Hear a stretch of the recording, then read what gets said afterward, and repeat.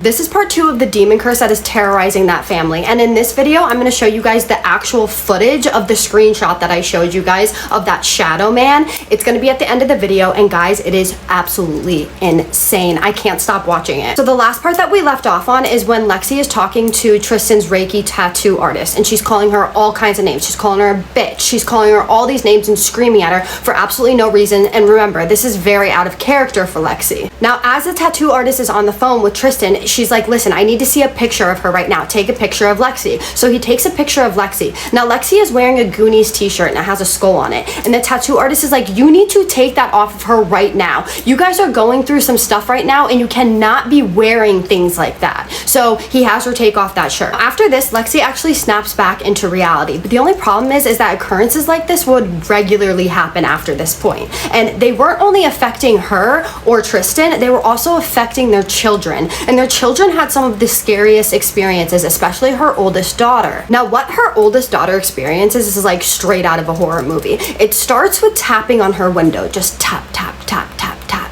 And she tries to ignore it. She's like trying to explain it away. Maybe it's a tree, maybe it's something else. She knows that it's probably not, but in her head, she needs to explain it away for her own sanity. So one day, Lexi is just taking her dogs out. And after she gets done with taking her dogs out, she comes back into the room and she's in a hallway. She looks at the end of the hallway and she notices something inside of her head though. She has this picture of this creature, and this creature has long, lanky arms and legs. It's on all fours. She can't really see its face, but it's incredibly tall and it's just crawling towards her.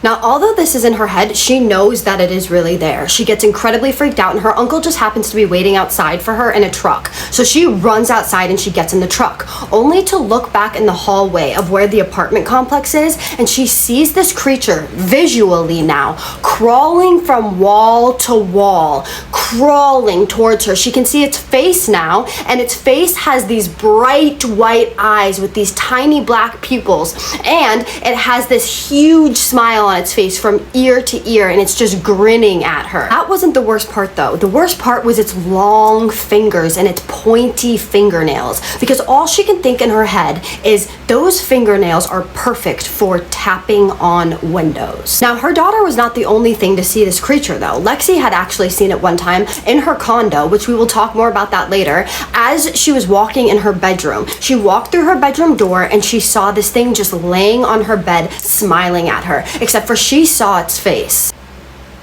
Her daughter would also experience firsthand what creature was terrorizing her mother, and she saw this in a state of like some type of sleep paralysis. What happened was